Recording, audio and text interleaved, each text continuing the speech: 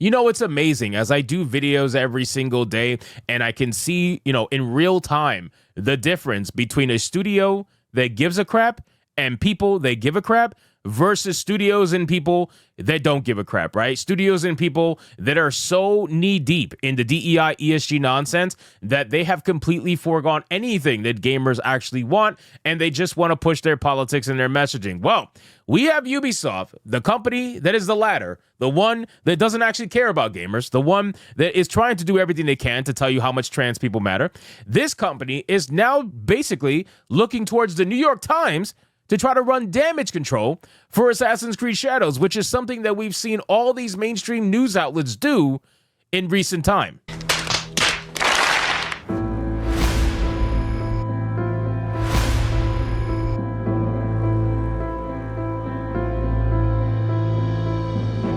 Now, like I said, to be fair, there are multiple news outlets over the last, few months now that have run damage control for Assassin's Creed Shadows. They have come out with all different kinds of articles. Some of them are talking about the historical accuracy not meaning anything, blah, blah, blah, whatever. They're all referencing Thomas Lockley, even though he has been caught to be a liar and made the whole fucking thing up just so he can write his book and sell it to a bunch of liberals who wanted to see a black samurai.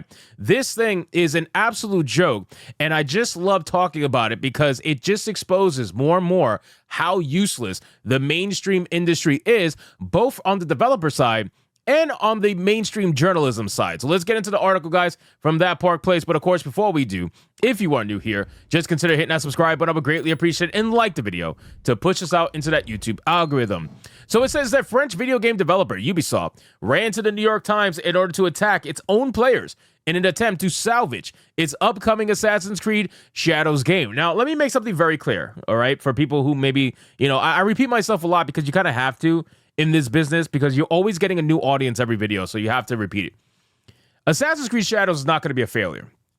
Not from a standard sense of the word, right? Assassin's Creed Shadows is going to be a failure in the sense that it's going to do a lot less. At least I think it's going to do a lot less than what Assassin's Creed Valhalla did. Like Valhalla was the top-selling Assassin's Creed, and even some of Valhalla's numbers weren't that impressive, especially on PC, right?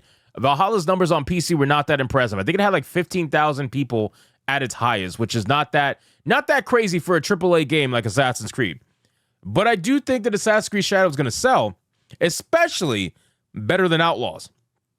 Outlaws right now, Star Wars Outlaws, is a massive failure because you got to imagine the amount of money they spent on the IP in order to even use Star Wars in the first place. The budget is just ballooned. I can only imagine just how much of a failure that game is and how little in terms of projection it actually reached. Like it's not doing very well. So right now, Ubisoft is 0 for 1 when it comes to their two games that they were banking on this year. And Star Wars Outlaws is just not gonna pull through for them. They need Assassin's Creed Shadows to pull through. If Assassin's Creed Shadows does not pull through, Ubisoft is in big trouble, okay? Their stock is at an all-time low. Their stock just got recently downgraded by two different analysts, okay? Actual real stock analysts have downgraded Ubisoft stock down to neutral. So this shit is not doing very well, all right? They are in big, big trouble. They need Black Samurai to be successful. They need it. They need every single shill out there to go buy this game, support this game, because if they don't, it's going to be a big, big problem. It says, in a play straight out of Prime's Video's playbook for Lord of the Rings, Rings of Power, Ubisoft leveraged Zachary Small. Oh, Zachary Small. Yeah, Zachary Small, one of the biggest shills on the New York Times, as well as a so-called expert, to attack players ahead of the release of Assassin's Creed Shadows. I just wanted you guys to realize, anytime the news tries to call somebody or something an expert, just realize they're not an expert, okay? They're only an expert in name, right? They're an expert in title. They were given that title freely, and these are the same people who give pronouns as titles freely, so take it with a grain of salt. If you recall, back in February of 22, Rings of Power executives worked with Vanity Fair writers Anthony Bresnikan and Joanna Robinson to attack fans of J.R.R. Tolkien's The Lord of the Rings, knowing that what they had created was an abomination. First, the duo wrote when Amazon released photos of the multicultural cast, even without character name or plot details, the studio endured a reflective attack from trolls, the anonymous online kind. They then cited a woman named Maria Rios Maldonado, who then described as a Tolkien scholar. However, she is anything but that. Rather, she was a PhD student at the University of Glasgow who was interested in ethics, feminist theory, and encountering the others in Tolkien's work.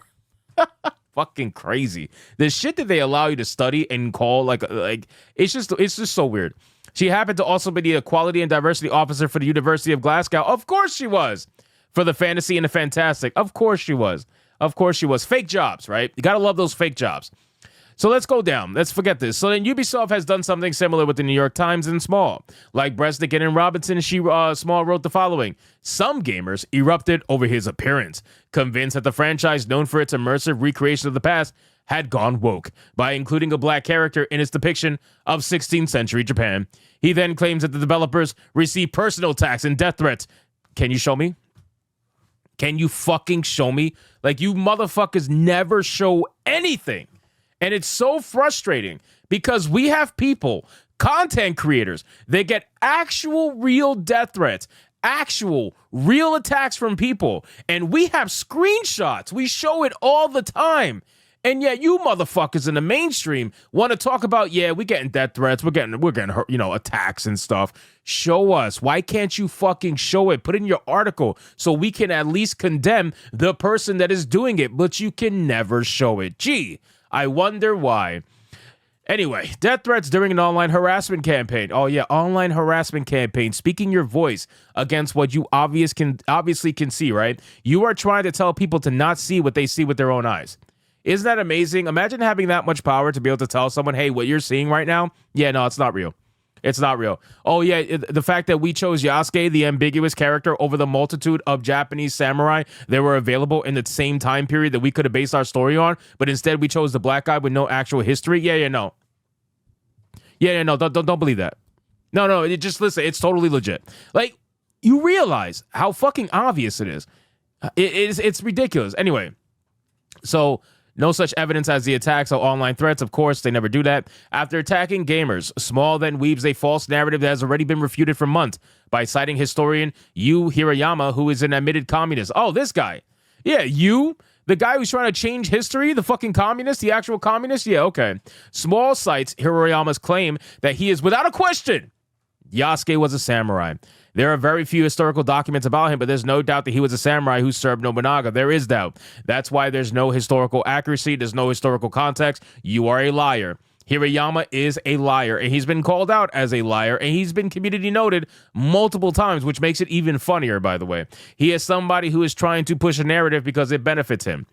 However, it is highly disputed that he was a samurai, as historian Yuichi Goza, who was a faculty member of the International Research for Japanese Studios, focusing on Japanese medieval history, and the author of What is a Samurai, speculated that Yasuke was simply Oda Nobunaga's bodyguard and entertainer rather than a samurai, which honestly is more likely, given what we know about the history at the time and how this person was only there serving for 15 months and how he, the leftist psychopath would have you believe that Yasuke, in 15 months, somehow became not only a highly skilled samurai, gained the title of samurai, but also was one of the highest ranked people in Oda Nobunaga's fucking army. Like, what the? Are you serious right now? In 15 months? Really? Okay. So this is besides the point. I don't care about whether or not he was a samurai, okay? Because at the end of the day, it is a video game, right? And you are allowed to do whatever you want. However, your marketing is where you fucked up. And this is the biggest problem, okay? This is the biggest problem in what happened with Ubisoft's Assassin's Creed Shadows. You guys marketed this game as historically accurate, okay? And then you tried to backtrack and you tried to say, well, it's historically accurate within its own, realm, but, it's still a video game at the end of the day. Haha, it's still, we can still do what we want. We got to make creative choices, right? They said creative choices because that's a new buzzword now, creative choices. Ultimately, you marketed this as historically accurate because you knew that the backlash that was going to come towards you for picking Yasuke, of all fucking people, was going to be massive. Players have been waiting for Assassin's Creed based in Japan for a long time now. People have been wanting a feudal Japan Assassin's Creed game for a long time. But because Asians don't bow the will to diversity, equity, and inclusion, because Asians don't believe in oppression, and all that stuff that they try to pass off onto them like they do black people, Hispanic people, and the like, because Asians don't play ball, you guys decided, you know what? We're going to replace you. It is what it is. In your own game, we're going to say that Yasuke represents the samurai spirit. I shit you not. This is what they said. Yasuke represents the samurai spirit. Yasuke will showcase what it was like to be in feudal Japan. Yasuke is going to be the eyes of Japan. You know how insulting that is? You have any idea how ridiculous that sounds? For you guys to pick Yasuke of all people when there is a multitude of Japanese samurai. They were all famous, by the way, that you can choose to lead this video game, but you chose Yasuke, the one with little to no history, the one that everybody has to guess what he was because there is nothing there showing any kind of historical context, which, by the way, shows how relevant he actually was at the time he was alive. So you want this you wanted to pick Yasuke because this was the way in, right? This was the way to get your DEI into a game that would have no DEI, right? Because everybody knows Japan, China, for the most part, very much all Asians, right? They like to keep things as not diverse as possible, let's just say, okay? They're very much in with their own crowd, which is fine. It is what it is, right? They're allowed to do that. But you knew this was your way in because otherwise, how are you going to do it? How are you going to show diversity, equity, and inclusion in a game that had none? You chose Yasuke because that was your way to do it. So ultimately, we all know what Ubisoft is trying to do. Ubisoft is trying to gaslight you and tell you this is not what they're doing. And on top of that, they're trying to use the mainstream news outlet to try to push that same exact message like they have been for a few months. And they're going to keep doing this up until the game releases. In November or something like that. So anyway, guys, thank you so much for watching this video. Hope you did enjoy it. If you did, consider leaving me a subscribe. I would greatly appreciate it. Don't forget to like the video, comment, let me know what you thought, and I'll see you guys on the next one. Hypnotic out.